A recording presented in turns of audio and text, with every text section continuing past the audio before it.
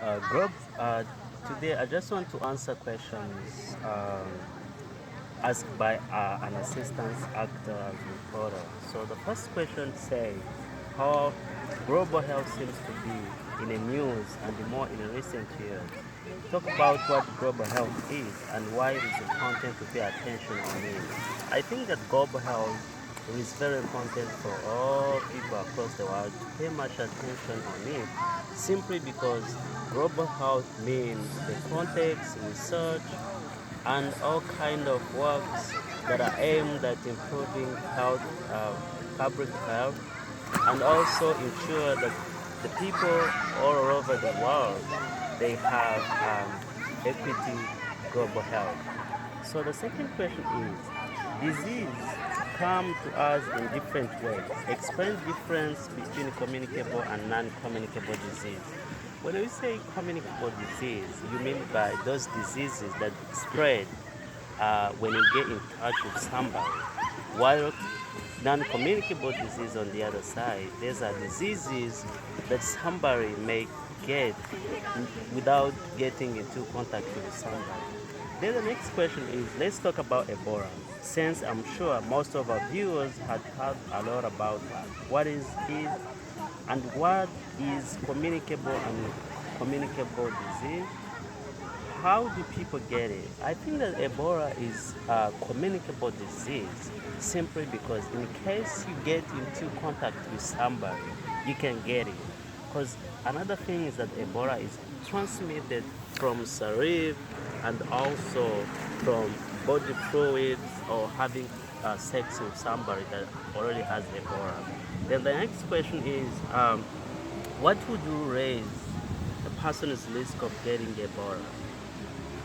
There is a couple of things that may raise somebody's chance to get Ebola, such as going into areas where Ebola is predominant, like also having getting into contact with somebody that has Ebola. The next question is, so to prevent at least the recent chance of getting Ebola, what should people do? I would recommend people not to visit areas where there is Ebola, or in case they visit all those areas, they need to be sure that they understand advices from professional doctors. Then the next question is, outbreaks such as the one related to Ebola can generate a lot of rumors and misinformation and even a panic about what this disease is, how it's transmitted, and how likely people are getting it. Talk about the need of educating people about factors and myths. The most important reason why people should be educated about Ebola is an outbreak, is the most deadly disease. It is kind of disease that spread very rapidly, very fast.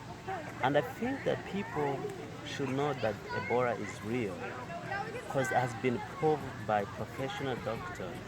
And that the myth is that Ebola can be treated by traditional doctors, which is false. And when people don't seek medical professionals, the Ebola outbreak spread real quick. Then the next question is, how about the complication that Ebola raises for rights of travelers and responsibilities of government? Country high cops, for example, in us from Maine, who returned to the States following a trip to West Africa in fall 2014, probably promptly had quarantine-related restrictions through upon her, restrictions that she was much against. Briefly described the difficulty of balancing individual rights and governmental responsibility. The difficult is that the government is always putting more policies and the fear that somebody with Ebola may spread this disease within the country and might affect a lot of people. But also it is very important for the government to put in place policies that doesn't restrict people as long as all those people has been diagnosed and the result is negative. I can give an example of Rwanda. The government of Rwanda has put in place different measures and policies to make sure that if you are coming from all those countries that has Ebola, you first need to be diagnosed before entering the country. and Rwanda has been free Ebola case for many decades, despite the fact that different countries, neighboring countries, have had this Ebola quite for a long time. And the next question is, let's talk about smoking and tobacco use, which is considered a big world health problem, raise similar issues to Ebola in terms of right and responsibility.